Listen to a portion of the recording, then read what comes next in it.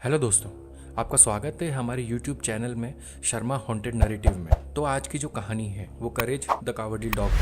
1957 की यह घटना एक रहस्यमय कहानी के रूप में प्रचलित है, जिसमें एक फोटोग्राफर और उसकी पत्नी का अचानक से गायब होना शामिल है। ये कहानी मेक्सिको के एक सुनसान इलाके में रहने वाले एक प्रसिद्ध फोटोग्राफर की है, जो अक्सर पुलिस को अपने घर के आसपास हो रही अजीब गतिविधियों के बारे में सूचना देते हैं। ये घटनाएं स्किन वॉकर और एलियन एक्टिविटी से जुड़ी थी।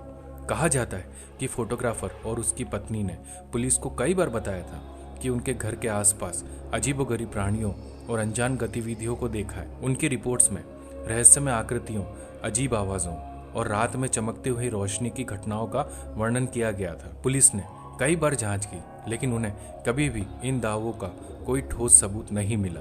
फिर एक दिन वह फोटोग्राफर और उसकी पत्नी अचानक गायब हो गए।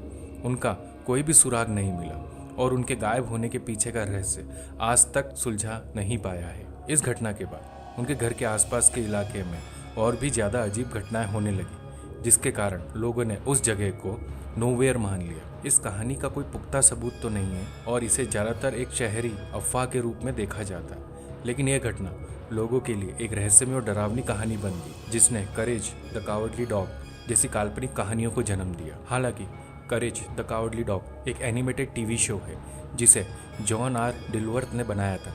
ये शो 1999 से लेकर 2002 तक कार्टून नेटवर्क पर प्रसारित हुआ।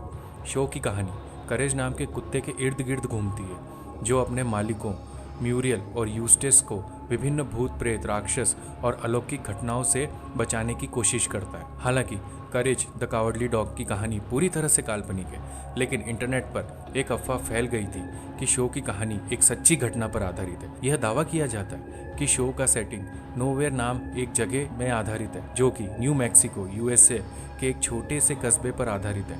कहा जाता है कि इस इलाके में कुछ असामान्य घटनाएं हुई थी, जिनके कारण इसे नोवेयर नाम दिया गया था। इस अफवाह के अनुसार एक बुजुर्ग दंपति अपने कुत्ते के साथ एक सुनसान इलाके में रहते थे, जहां अजीबोगरीब और डरावनी घटनाएं होती रहती थी।